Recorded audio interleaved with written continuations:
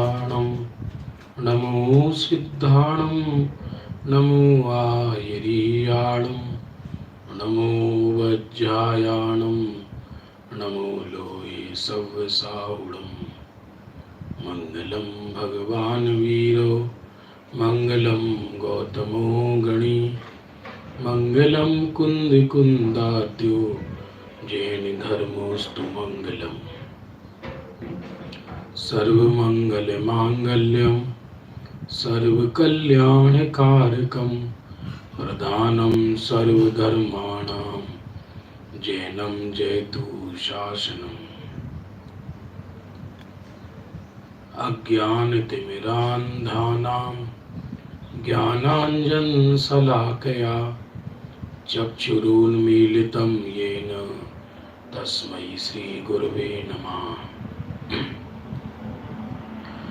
आत्मा ज्ञानं स्वयं ज्ञानं ज्ञानातन्यत् करोति किं परभावस्य कर्तात्मा मोहोऽयं व्यवहारिणाम्।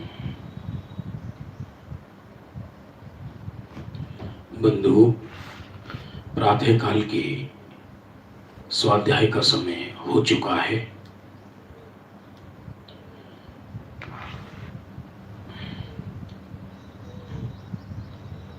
पूज्य सोगानी जी के अद्भुत बोल चल रहे हैं। द्रव्य दृष्टि प्रकाश अर्थात द्रव्य की दृष्टि, द्रव्य की श्रद्धा, द्रव्य की रुचि।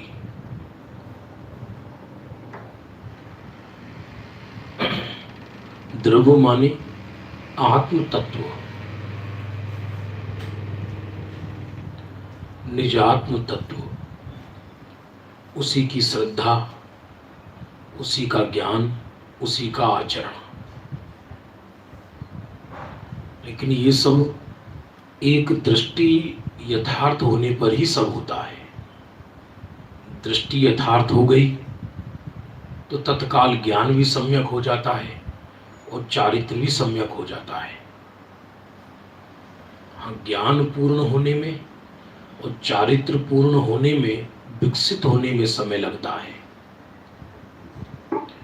धीरे धीरे होता है। लेकिन श्रद्धा को तो उससे भी मतलब नहीं। श्रद्धा ये स्वीकार नहीं करती कि मैं पूर्ण हूं और ज्ञान अपूर्ण है और चारित्र अपूर्ण है। यदि श्रद्धा में ये भाव बना रहे तो श्रद्धा स्वरूप को विषय बना ही नहीं सकती। श्रद्धा में द्वैत नहीं होता, ये काम ज्ञान का है। इसलिए श्रद्धा ने तो प्रथम ही अपने को पूर्ण स्वीकार कर लिया। अब उसका कुछ विकास होना शेष नहीं, उसकी तो मुक्ति हो गई।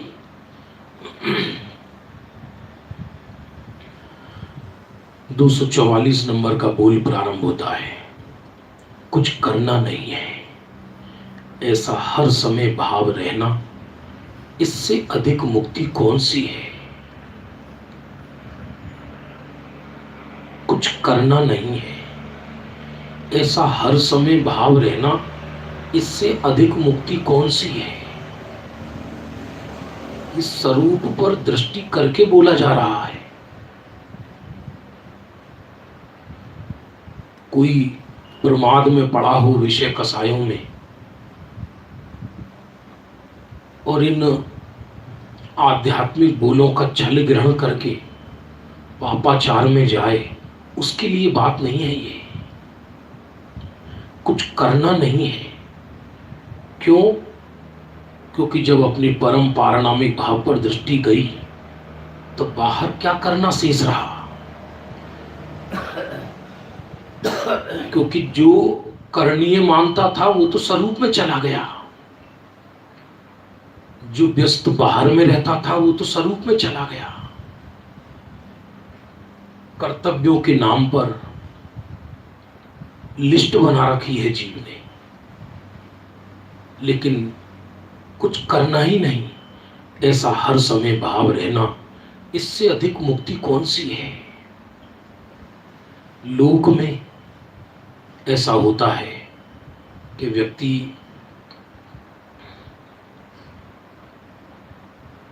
लोक में ऐसा होता है कि व्यक्ति ऐसे व्यवसाय चुनना चाहता है जिसमें काम कम हो और इनकम अधिक हो। हर व्यक्ति दुनिया में ऐसी ही जॉब चाहता है, ऐसी ही बिजनेस चाहता है। पिकनिक करने जब जीव जाता है उसमें भी यही भाव रहता है कि थक गए हैं साहब घर की काम करके, 2-4 दिन विश्राम करेंगे, चलो। इसका मतलब चाहे अलौकिक क्षेत्र हो चाहे लौकिक क्षेत्र हो, स्वभाव से तो हर व्यक्ति, हर प्राणी विश्राम चाहता है।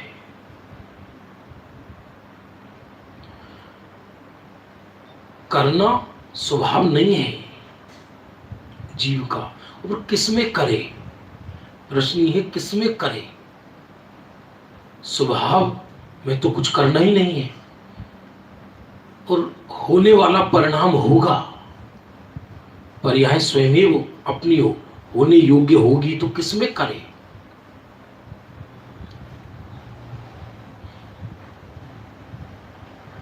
कुछ करना नहीं, ऐसा हर समय भाव रहना, इससे अधिक मुक्ति कौन सी। यदि स्वरूप दृष्टि नहीं होती है तो व्यक्ति आशावादी होता हुआ पर्यायों की तृष्णा के प्रवाह में बहता है।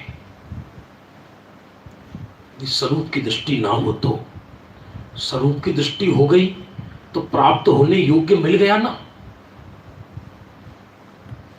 अमृत का सागर मिल गया हो तो क्या वो बाल्टी से जहर के सरोवर से जहर भरने जाएगा। सागर ही जिसे मिल गया हो, वो जीव बाहर की वस्तुओं, बाहर से जल क्यों भरेगा।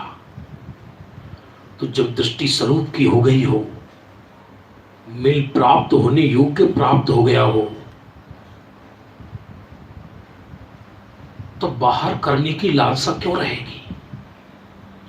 बाहर कुछ करूं ये स्वाद का प्रतीक है कि तुम में कुछ अपूर्णता है। क्योंकि यदि पूर्ण ज्ञायक स्वीकार हो गया होता तो बाहर करने का परिणाम ही नष्ट हो गया होता। बस ऐसे ज्ञायक पर दृष्टि होते ही पर्याय में रत्नत्रय प्रकट हो जाता है।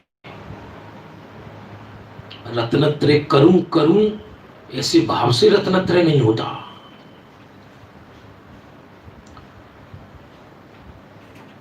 दो 245 नंबर बोल, दूसरे से अपनी प्रसिद्धि होवे, इसमें तो अपने को पराधीनता आई, खुद तो लंगड़ा ही रहा। गजब का बोल है। हम जैसे लोगों के लिए ज्यादा है ये। जगत में 2 तरह के प्राणी हैं। एक पेट की आग बुझाने की चिंता में ही जिद्दोजहद में जिंदगी निकल जाती है। वो घर गृहस्थी से ऊपर उठते ही नहीं है। कर्म फल चेतना और कर्म चेतना के प्रवाह में बह जाते हैं। उनका जीवन केवल यहीं तक ही सीमित रहता है। और एक वो कि जिसको बाहर के उदय से ये व्यवस्थाएं मिल गई सहज, तो ये एक मनोवैज्ञानिक सत्य है। जहां पेट भर जाता है वहां प्रसिद्धि का खड्डा खाली हो जाता है, माने फिर प्रसिद्धि की तृष्णा होने लगती है। मनोविज्ञान है ये, बहुत विचार करना। क्योंकि जो रोटी के जिद्दोजहद में जिनकी जिंदगी बीत रही है उनको प्रसिद्धि प्रसिद्धि की परवाह नहीं रहती। एक भिखारी है और भूखा है, कोई उसको ये कहे हम तुम्हारा फोटो खींच कर अखबार में छपवाएंगे, तो खाऊंगा क्या फोटो को, पहले रोटी दो मुझे। और जब पेट भर जाता है तब चिंतन दूसरी जगह चलने लगता है, पेट भरता है और तृष्णा खाली हो जाती है और वो यश चाहने लगता है। यही लौकिक क्षेत्र में भी होता है और यही पारलौकिक क्षेत्र में भी संभावना हो जाती है, यदि दृष्टि स्वरूप की ना हो तो, आत्म कल्याण की ना हो तो। हम अपना मूल्यांकन लोगों से करते हैं। वो हमारी प्रशंसा कर रहा था, वो हमारी प्रशंसा कर रहा था।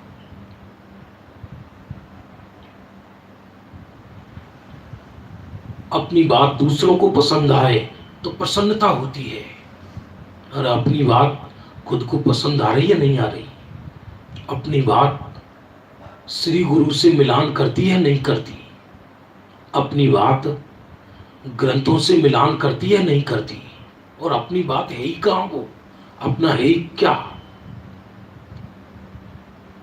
बाहर में। दूसरों से अपनी प्रसिद्धि होवे, इसमें तो अपने को पराधीनता आई। दूसरे से अपनी प्रसिद्धि हो, ये सोच ही मृत्यु जैसी है।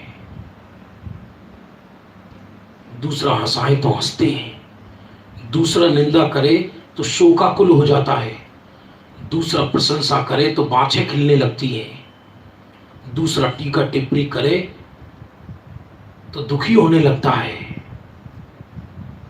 इसका मतलब खुद का कुछ नहीं है।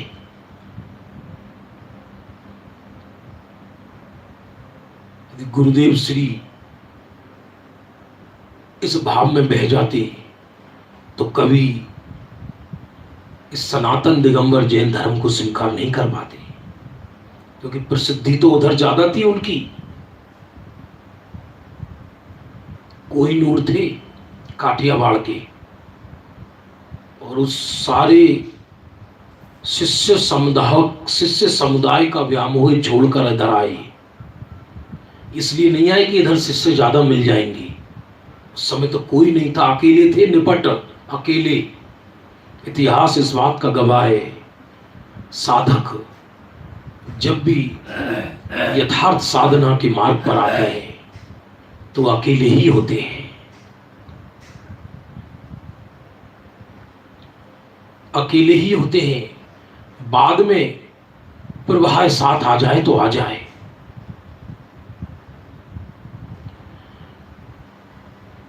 तो दूसरों से अपनी प्रसिद्धि होवे, इसमें तो अपने को पराधीनता आई।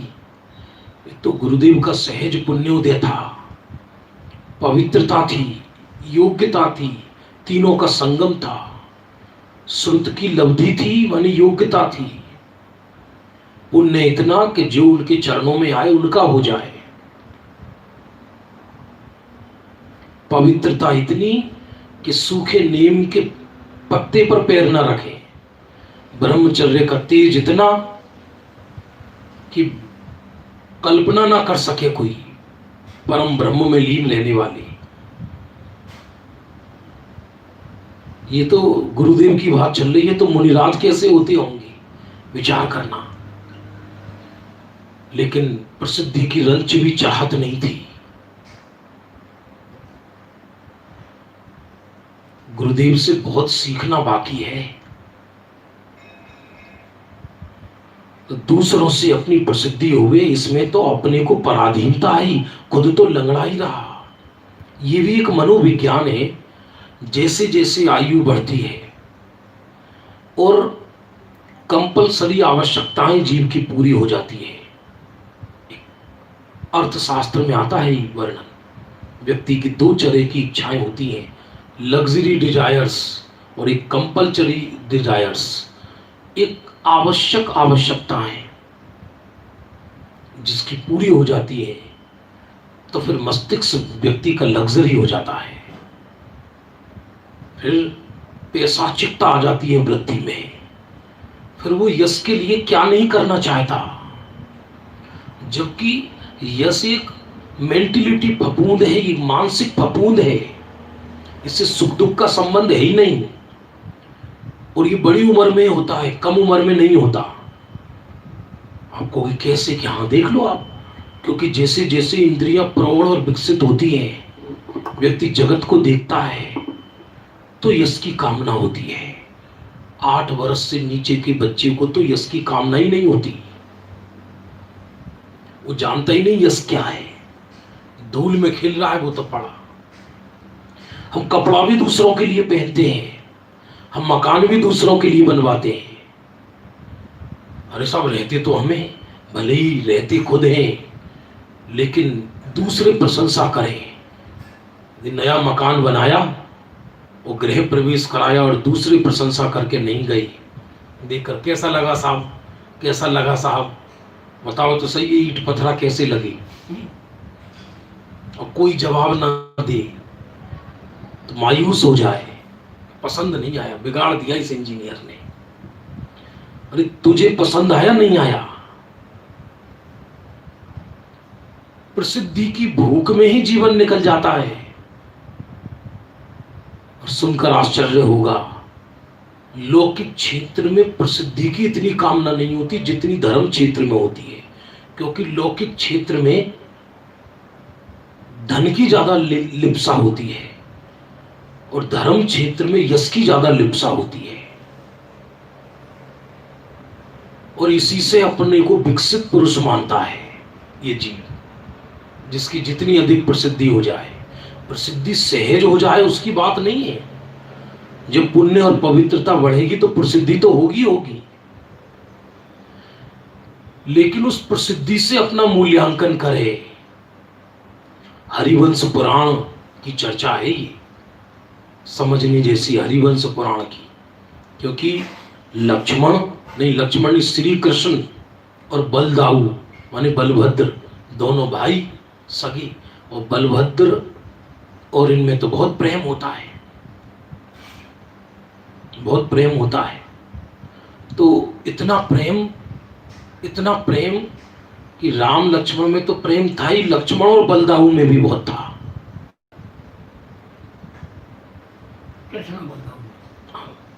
कृष्ण और बलदाऊ। तो कृष्ण जी ने कहा कि तुम हमारी याद में क्या करोगे, दोनों का देह एक साथ छूटे ये तो जरूरी नहीं, तुम हमारी याद में क्या करोगे। और ये नियम ही है कि पहले नारायण का देह छूटता है, क्योंकि ये नियोग है कि बलभद्र नारायण के देह को 6 महीने तक कंधे पर लेकर फिरता है। तो पहले नारायण का देह छूटता है। तो बलदाऊ ने ये कहा, घटना है ये विशिष्ट, कि हम तुम्हारी याद में पूरे मध्य लोक में तुम्हारी प्रतिकृति लगवा देंगे, स्टैचू जिसको कहते हैं। और जैसे होते ना हम गांधी जी की लगवाते हैं, तो मंदिर नहीं। और श्री कृष्ण ने देह छोड़ा और उनकी याद में, प्रेम में बलभद्र ने उनके जगह जगह चित्र लगवा दिए। उस जमाने में जो चलता होगा, चित्र, स्टैचू, मंदिर नहीं, क्योंकि छाई समय दृष्टि है बाहर में। और काल तो बीत गया, धीरे धीरे इतनी प्रसिद्धि हुई कि लोगों ने उनको मंदिर के रूप में ही पूजना शुरू कर दिया। क्योंकि आप इतिहास उठाकर देखो, 9 नारायणों में एक श्री कृष्ण के मंदिर मिलते हैं, लक्ष्मण के मंदिर क्यों नहीं मिलती, अन्य नारायणों के मंदिर क्यों नहीं मिलते। लक्ष्मण जी का अकेला नहीं मिलेगा, राम के साथ मिलेगा वैदिक संस्कृति में, लेकिन लक्ष्मण जी के तो श्री कृष्ण जी के तो मंदिर मिलते हैं। मैं यहां कुछ और कहना चाहता हूं कि भाई के प्रेम में चारों तरफ यश के रूप में उनके चित्र लगवा दिए, तथापि क्या वो वर्तमान में उस सुख को भोग रहे हैं क्या, और ये संभव है क्या। अगली पर्याय में जाते ही व्यक्ति इस जन्म की यश और अपयश को नहीं भोग पाता, वो तो जैसा कर्म किया है वैसे ही फल को भोगता है। यदि कोई देह छोड़कर स्वर्ग गया है और यहां उसका अपयश करे कोई, तो क्या अपयश भोग रहा है? और कोई देह छोड़कर मान लो नरक गया है और यहां उसका यश हो रहा है, तो क्या वो यश के सुख को भोग रहा है? अरे दुनिया ने तो तीर्थंकरों को नहीं छोड़ा, जगत ने। ये दुनिया कहती ही उसको है जो कुछ ना कुछ बोले किसी ना किसी को, दुनिया ही उसी का नाम है। कुछ ना कुछ तो कहेगी दुनिया, इसी का नाम दुनिया है। तो हम पर के सापेक्ष कब तक जिएंगे? किसी ने प्रशंसा कर दी तो बस खुश हो गया।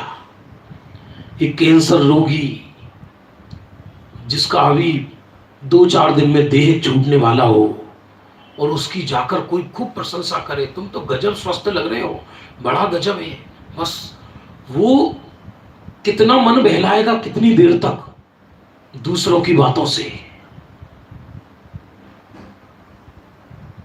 सच में हम कैसे,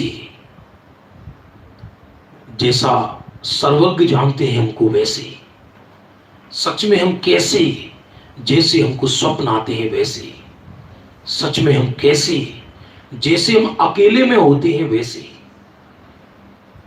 हमारे परिणाम ही हमारी साक्षी है।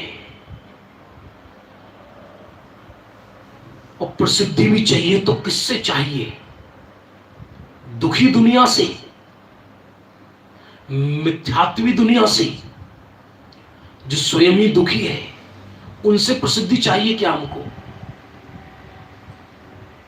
प्रसिद्धि सहज हो जाए वो बात अलग है, पुण्य उदय होगा तो अपात्र की भी प्रसिद्धि होती है, और पाप उदय हो तो आराधक की भी प्रसिद्धि नहीं होती, और कभी कभी आराधक का अपयश भी हो जाता है यदि पाप उदय हो।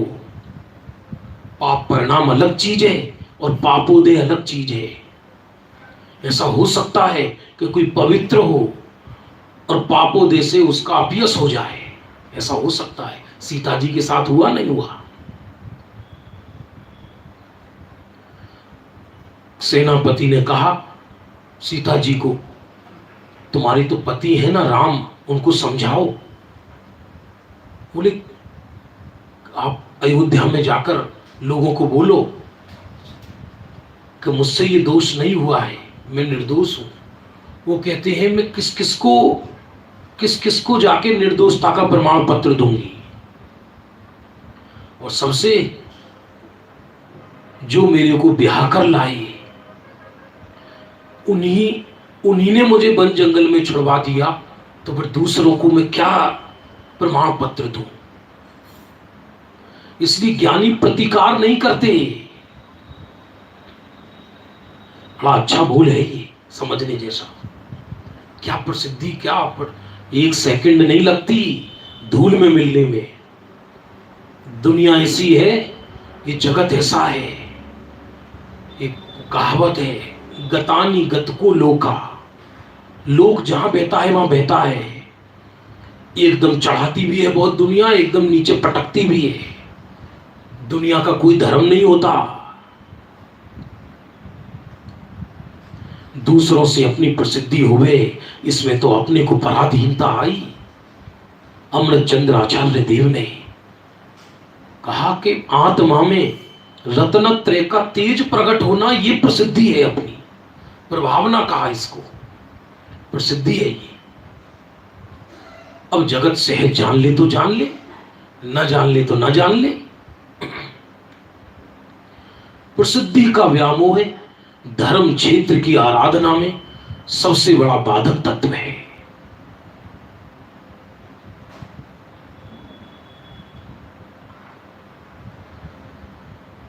ये किसी व्यक्ति की बात नहीं है, हम तो खुद पर ही घटाकर बोल रहे भाई, लेकिन विषय आया है तो बोल रहे ना। तो काय की प्रसिद्धि, काय की अप्रसिद्धि। 10 लक्षण धर्म की पूजन में आता है, रूकन बिकाया भाग वस्ते देव एक इंद्री भया। अरे तुझे काय का अभिमान है? तू सब्जी में निगोदिया बन के बिकाए, धनिया पत्ती में फ्री में बिकाए, फ्री में अनंतों बार। और भागवत से देव एक इंद्रिय हो जाता है और कुत्ता देव बन जाता है। जीवनधर स्वामी ने कुत्ते को नमोकार मंत्र सुनाया, परिणाम उसके मंद कसाय में हुए तो देव बन गया, और देव देह छोड़कर एक इंद्रिय बन जाता है।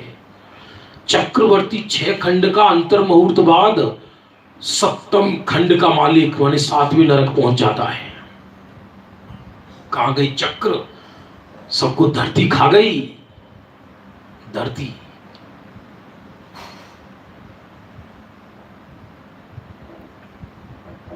याद रखना, जो अपनी कीमत नहीं करती, अपने आत्मा की कीमत नहीं करती, कितनों को काल खा गया। कहां गई चक्री जिन जीता भरत खंड सारा, कहां गए वे राम और लक्ष्मण जिन रावण मारा। कहां गए? बड़े बड़े महापुरुष नहीं रहे तो हमारी तुम्हारी क्या वैल्यू है बाहर में? अंतर इतना है, अभी मिट्टी के ऊपर है, देह छोड़ने के बाद मिट्टी के नीचे चला जाएगा। जिसका अभिमान है काय का, क्षयोपम ज्ञान का अभिमान है क्या? इस देह का अभिमान है क्या? पुर्जा फेल होते ही मालूम नहीं पड़ेगा का क्या था, एक एक शब्द याद नहीं आए। मस्तिष्क भ्रमित हो जाए, मालूम नहीं पड़े, कोमा में चला जाए जीव क्षण में, 1 मिनट में। इसलिए काम आराधना आती है, काम ये यश नहीं आता बाहर का। पाप का उदय आए तो जो ये सारे यश कर रहे हैं एक भी सामने खड़ा ना रहे, और ये तो नजर आ रहा है खूब साक्षात।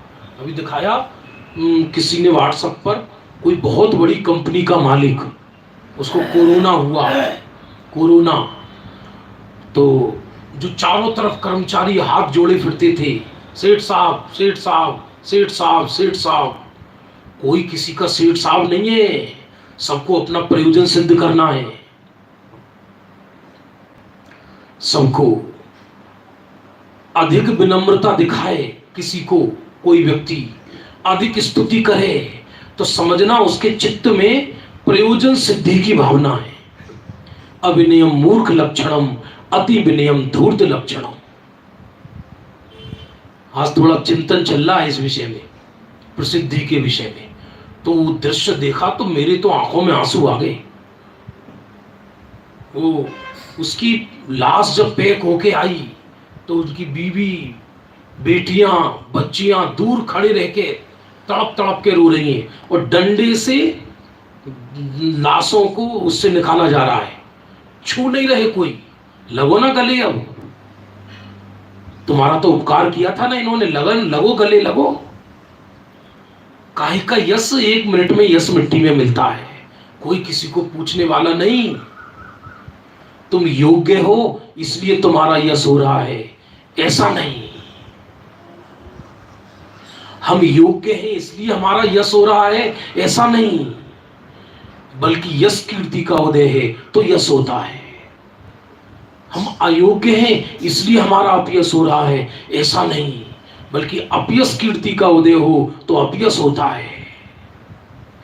शब्द तो ये है, योग्य हो और अपयश हो, और अयोग्य हो और यश हो, ऐसे लाखों उदाहरण देखने को मिल जाएंगे।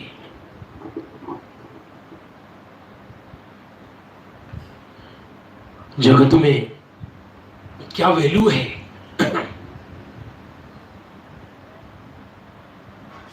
उसी अखबार में, अखबार की क्या वैल्यू? अखबार में फोटो आ गया,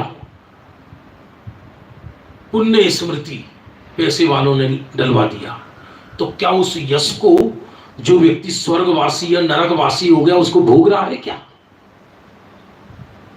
भोगेगा तो वर्तमान पर्याय के ही कष्ट को। चिंतन करना बंद हो, इसका बहुत चिंतन करना। मैं तो खुद ही विचार कर रहा हूं इस बात पर। धर्म क्षेत्र में सबसे अधिक बाधक तत्व है यश की कामना। आराधना के खंड खंड हो जाते हैं इससे।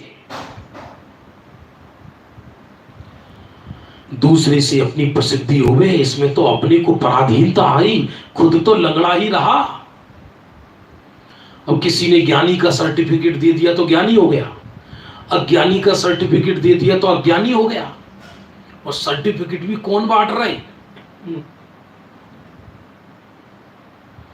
प्रथम तो बंधु, किसी के विषय में कुछ भी कहना बंद करो। ये आराधना के सूत्र है। यदि धर्म करना है, अंदर जीना है, जीना है। ज्ञानी एक एक पल इतना जीता है कि अनंत काल, एक एक पर्याय अनंत काल जैसा सुख होता है उसको। उसका क्षणिक जीवन अनंत कालीन हो जाता है।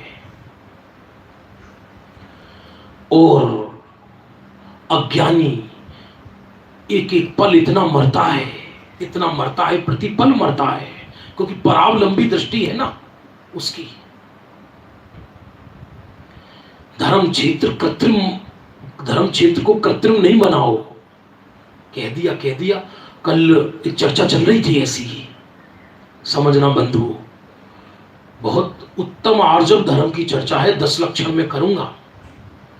10 दिन 10 मुनि भगवंतों की कथाओं का भी आनंद लेंगे अपन। तो उत्तम आर्जव धर्म में आता है कि एक मुनिराज एक वृक्ष के नीचे बैठे थे और रत्नत्रयधारी भावलिंगी परम तपस्वी थे। उनकी शांत मुद्रा देखकर गांव वासियों ने उनकी पूजन किया और बहुत हुआ। लेकिन मुनिराज तो निरपेक्ष है, एक बहुत पुराना सूत्र है, बहुत पुराना सूत्र, समझने जैसा। क्या सूत्र है? दिमाग से उतर गया। अब हाँ, याद आ गया। अपमानस्य तपो वृद्धि, मानस्य तपो क्षय।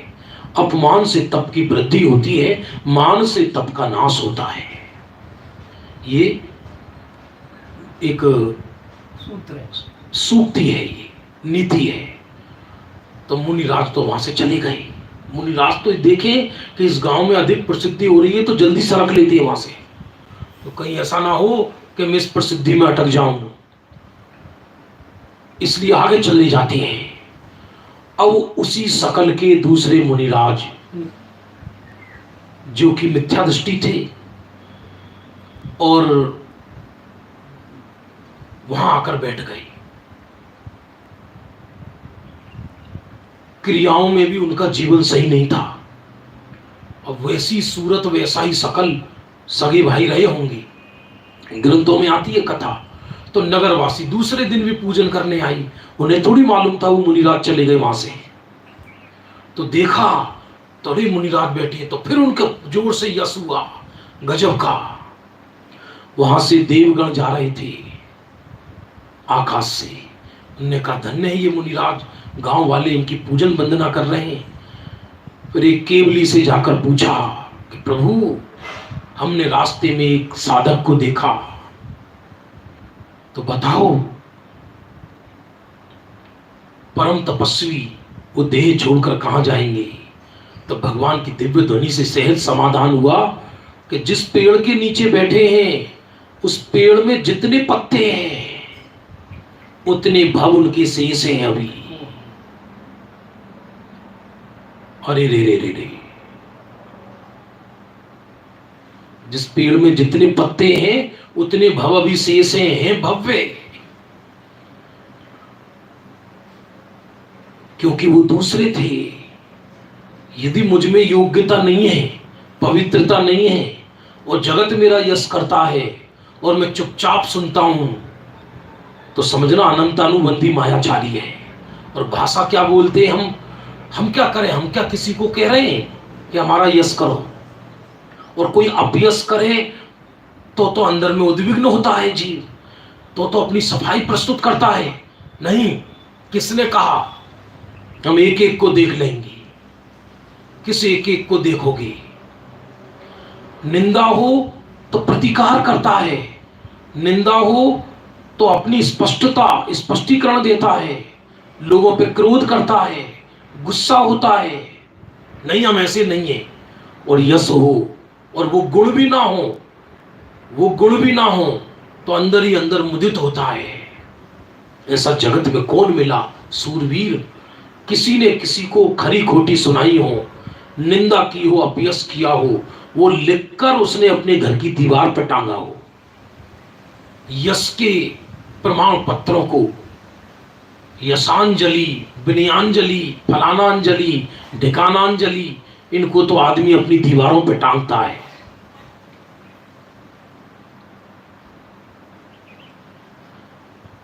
इसलिए यश के प्रमाण पत्रों को तो हर कोई दीवार पर टांगता है, दूसरों ने दिए, लेकिन अपयश भी तो दूसरों ने दिया, उनको टांगो ना लिखकर खुद कि इस तारीख को इस व्यक्ति ने मेरे विषय में ये निंदा की, धन्य है ये व्यक्ति।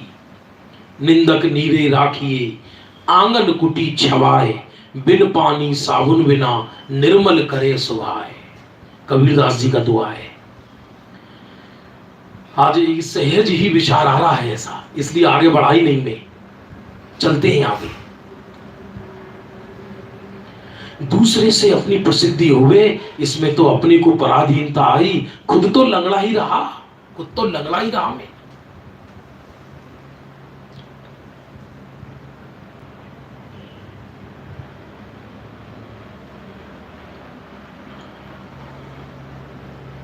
बार बार एक बहन पीडीएफ मांग रही हैं द्रव्य दृष्टि प्रकाश की, तो कोई हमारा नंबर दे दीजिए उनको। ये दिव्य है, दिव्य है कौन है भाई, ये है बहन, तो हम उनको पीडीएफ भेज देंगे। और दूसरा साधन क्या है, पीडीएफ मेल इससे तो जाती नहीं है, आप हमारे व्हाट्सएप पर मैसेज भेजेंगे तब हम आपको भेज देंगे पीडीएफ।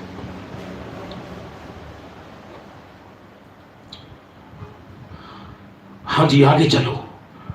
इसलिए कभी विचार मत करना प्रसिद्धि का इस क्षेत्र में, प्रसिद्धि तो स्वयं होगी होगी, नहीं हो तो मायूस मत होना, हो जाए तो फूलना मत। प्रसिद्धि हो गई इसलिए महान हूं, बिल्कुल नहीं। अप्रसिद्धि हो गई इसलिए दीनहीन हो जाए, ऐसा कतई नहीं। साधना तो स्वयं के मोहताज है, दूसरों के मोहताज नहीं है। दूसरे से अपनी प्रसिद्धि हो गई, इसमें तो अपने को पराधीनता आई, खुद तो लंगड़ा ही रहा।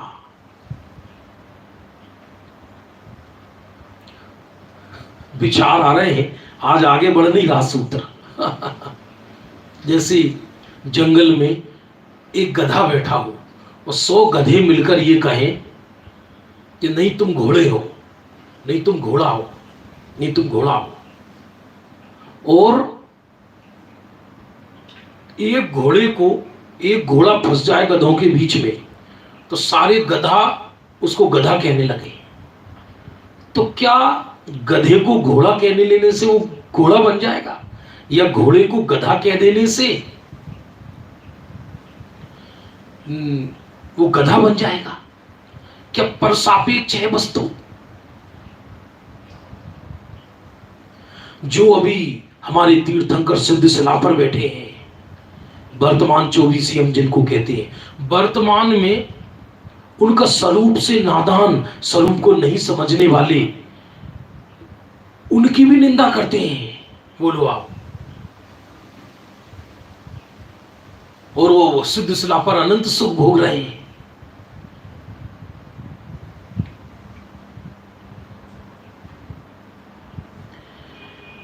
आगे चलिए 246 नंबर का बोल। बाहर के सत्य देव शास्त्र गुरु से तुझे लाभ होने वाला नहीं है। अब देखो गजब के बोले। सौगानी जी को देव शास्त्र गुरु की महिमा नहीं थी ऐसा नहीं है, इतनी महिमा है जिसकी आप कल्पना नहीं कर सकते। गुरुदेव के प्रति इतनी महिमा है तो देव गुरु धर्म के प्रति कितनी होगी। ये दृष्टि प्रधान चर्चा चल रही है, श्रद्धा के श्रद्धेय की चर्चा चल रही है कि अभिप्राय में तो यही निर्णय होता है ज्ञानी को कि बाहर में कोई पर सही, कोई झोपड़ी, एक दिन के लिए मैं झोपड़ी में रुका रास्ते में, और फिर किसी महल में भी रुका, रास्ते में सफर कर रहा था, तो चाहे झोपड़ी हो चाहे महल हो, है तो पर ना, उसमें वहां नींद में परायापन फील होता है। और अपना घर जैसा भी है वहां सुखद निद्रा आती है, चूंकि अपना है।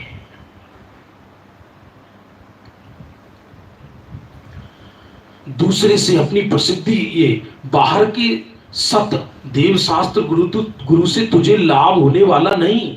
वो तो मार्ग बताएंगे बस, और क्या करेंगे। मार्ग बताते हैं, मार्ग पर चलना तो खुद को है। व्यवहार की परिभाषाएं भक्ति में ऐसा ही होता है। हे प्रभु तू ही तारणहारा रे, प्रभु हम सबका एक, तू ही है तारणहारा रे, तू ही है तारणहारा रे, प्रभु हम सबका एक। प्रभु तू हम सबका एक तारणहारा तू ही है। क्यों? क्योंकि तुमने तारने की विधि बताई है।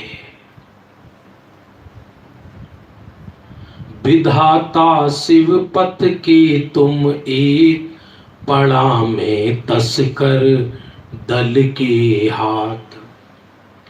विधाता शिव पथ के तुम एक, पड़ा में तस्कर दल के हाथ। बाबू जी की लाइन है, हे प्रभु एक शिव पथ के विधाता तुम हो, बाकी मैं तस्कर दल के हाथों में फंस गया हूं। जो ये कहे कि तुम हमारी शरण आओ, उस सदमार्गी नहीं हो सकता। देव गुरु धर्म भी ये कहते हैं तुम अपनी शरण जाओ। है गजब। किसी भी भजन में कहीं देव या गुरु की भक्ति में कहीं ये नहीं सुना होगा आपने, किसी देव की भक्ति इस तरह से की गई हो जो देव ये कह रहे हो कि तुम हमारे चरणों में आ जाओ, या गुरु ये कह रहे हो कि तुम हमारी सेवा करो तो तिर जाओगे। दूसरे जो भक्ति करते वो कहते हैं कि प्रभु मैं आपकी सेवा करूंगा तो तिर जाऊंगा।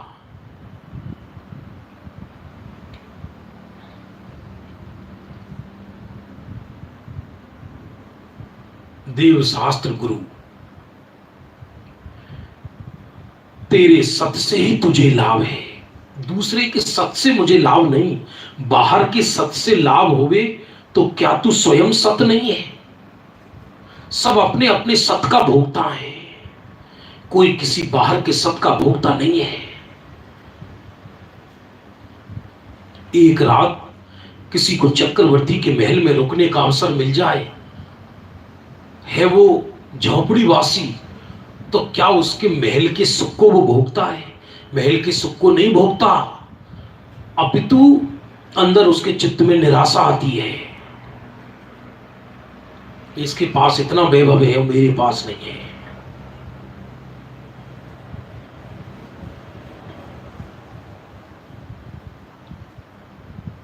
समझना बंद हो ध्यान पूर्वक।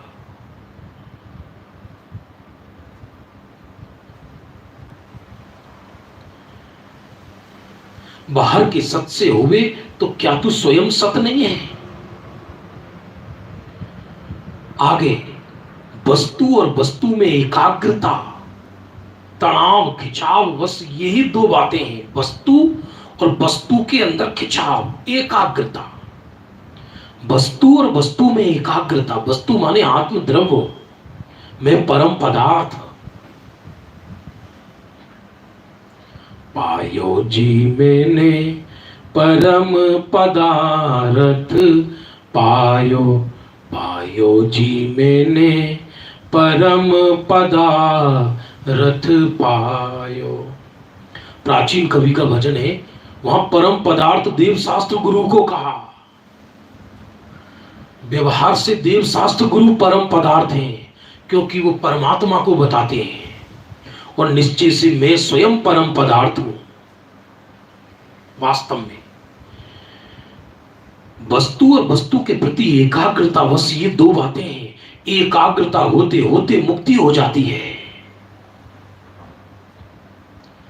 श्रद्धा ने, रुचि ने एक बार स्वरूप को ग्रहण किया तो फिर उपयोग कितना भटकेगा बाहर, वो तो बार बार अंदर ही आएगा, क्योंकि उपयोग श्रद्धा का अनुकरण करेगा। आया पहले कल बोल जा चुका है, ये प्रश्न आया था 243 उपयोग बाहर निकले तो ज्ञानी यम का दूत उसको समझते कि उपयोग बाहर क्यों निकला। ये ज्ञान की तरफ से कथन है। श्रद्धा तो स्वरूप पे कब्जा कर चुकी, यही मैं चैतन्य आत्मा हूं। तो एक बार श्रद्धा सम्यक हुई तो उपयोग मर्यादा में आ जाता है, और अधिक देर नहीं भटकता वो, फिर स्वरूप में जाएगा ही। जहां वो आनंद भोग चुका, जिसकी प्रतीति चल रही है, उसी को तो विषय बनाएगा।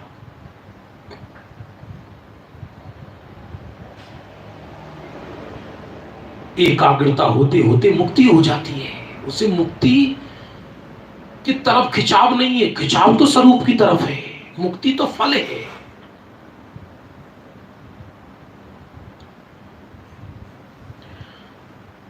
सुनना, तत्व चर्चा करना, ये सब विषय सेवन है। देखो, शब्दों का अर्थ का अनर्थ ग्रहण मत करना। विषय सेवन है अर्थात कर्णेंद्री का विषय है, वैसा विषय सेवन नहीं जो 5 इंद्री के स्थूल पाप के विषय होते हैं। ये पुण्य का विषय है। सौगानी जी की दृष्टि प्रधान शैली थी, तो व्यक्ति को कहीं ना कहीं खिंचाव आ जाता है। जैसे रास्ते में सफर कर रहा है एक व्यक्ति, और एक वृक्ष आया और वृक्ष के नीचे बैठ गया, और वृक्ष मनोहर लग रहा है, वहीं बैठा रहा तो गंतव्य स्थान तक नहीं पहुंचेगा। रास्ते में जो पेड़ आते हैं उनको व्यवहार से रास्ता कहा जाता है, वो रास्ता नहीं है। रास्ता तो सड़क है, उस पर चलता रहे, लेकिन थक गया तो बैठ गया। वैसे ही स्वरूप में नहीं है तो स्वरूप की चर्चा आदि करने लगता है, लेकिन अभिप्राय तो यही रहता है कि ये भी छोड़ने योग्य है। एक राजकुमार राजकुमारी से विवाह करने आया, दूसरे राज्य का राजकुमार था। राजकुमारी की सुंदर चित्ता की चर्चा सुनी थी, उसने सोचा कि इसका पिता कहीं दूसरी जगह विवाह ना कर ले और हम एंठ में मरी रह जाएं कि हम राजकुमार हैं, उनका प्रस्ताव आएगा तब जाएंगे। इसलिए इस बात में कोई दम नहीं है, इसलिए वो वहां पहुंच गया अपने पिता को बिना बताए, और राजा बैठा हुआ था गद्दी पर। ने कहा फलाने देश का राजकुमार आया है। तो राजकुमारी की दासियां एक से एक सुंदर उसका अभिनंदन करने आई। तो ये भ्रम में पड़ गया कि रानी, ये तो राजकुमारी लग रही है। एक दासी इतनी सुंदर थी, उसके चरणों में गिर गया कि हम सारी जिंदगी तुम्हारी सेवा करेंगे, हमसे विवाह कर लो। सब लोग हंसे कि पागल, ये राजकुमारी नहीं है, राजकुमारी की दासी है।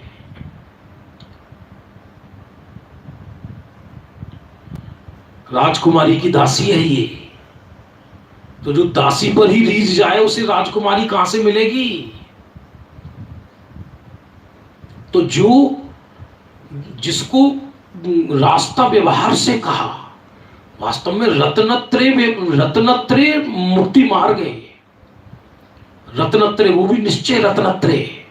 बाहर में चिंतन, तत्व चर्चा, ये व्यवहार नाम कब पाता है कि जब निश्चय रत्नत्रय हो तब हो,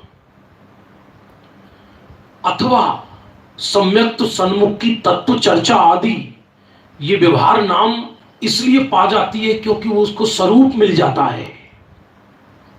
लेकिन उसी को उपादेय मान लेगा तो आगे बढ़ ही नहीं पाएगा।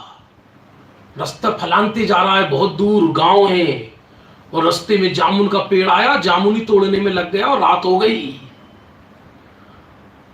और जंगली सूअर और कुत्ते भाग गए, उसको खा गए। इसलिए दृष्टि तो माने लक्ष्य पूर्णता का और ध्येय स्वरूप का। फिर सहज तत्व चर्चा आदि हो तो कोई दिक्कत नहीं है, फिर सहज होती है। लेकिन उसी में ही लीन हो जाए, उसी को ही मुख्य मानने लगे। टूडम बनारसी दास जी ने तक लिखा ये वाली बात। बनारसी दास जी ने, जो जो चीज पूर्व में साधक है वही वही चीज बाद में बाधक है, ये लिखा है। सुनना, तत्व चर्चा करना, ये सब विषय सेवन है। अपने विषय को छोड़कर इन्हें विषय बनाते हैं तो अपना विषय पड़ा रह जाता है। जाना था रत्नद्वीप पर, रत्नद्वीप पर, और बीच में सुंदर सुंदर बगीचे टापू आए, उन पर मोहित होकर वहीं रुक गया। चलो थोड़ी देर यहां आनंद लेते हैं, लेकिन मगरमच्छ खा गया पकड़कर। ऐसे ही यदि मूल मार्ग भूल गया, मूल गंतव्य भूल गया, शुद्धात्मा भूल गया और इसी का रस पड़ गया बहिर्मुखता का, ये होगा जरूर। कोई इसका अर्थ ग्रहण करके तत्व चर्चा स्वाध्याय छोड़कर पापाचार में जाए, उसकी बात नहीं चल रही। सावधान, अनेकांशादवाद को भूल मत जाना। द्रव्य दृष्टि प्रकाश चल रहा है, अंदर ले जाना प्रयोजन है, पापाचार में ले जाना प्रयोजन नहीं है। इसलिए हम बीच बीच में भूल देते हैं बात। तो अपना विषय पड़ा रह जाएगा, रत्नद्वीप पर नहीं जा पाएगा। मगरमच्छी खा गया तो आयु तो निकल जाएगी पूरी, जीवन तो चला जाएगा, स्वरूप की महिमा कभी आई नहीं। तो ऊपरी सुनने सुनाने पढ़ने पढ़ाने में चला गया जीवन। तो ये जीवन चला गया, ये उत्कृष्ट काम नहीं है कि स्वरूप में नहीं गया तो क्या उत्कृष्ट है। सब अगली पर्याय में चले जाएंगे, ये अभिप्राय कोटा है, अनंत काल में नहीं जा पाएगा। हो गया 247 हो गए बोल, लेना था 249 तक, सहज जितना हो गया उतना हो गया।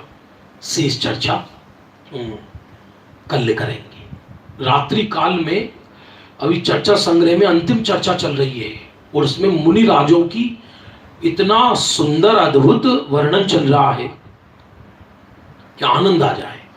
है स्तुति, लेकिन वो स्वरूपात्मक स्तुति है। भाव हो तो उसका भी लाभ आप उठा सकते हैं। निज निधि निज में बताई, यह अनंत उपकार है, उसके लिए जिन वाणी माँ को वंदना सतवार है।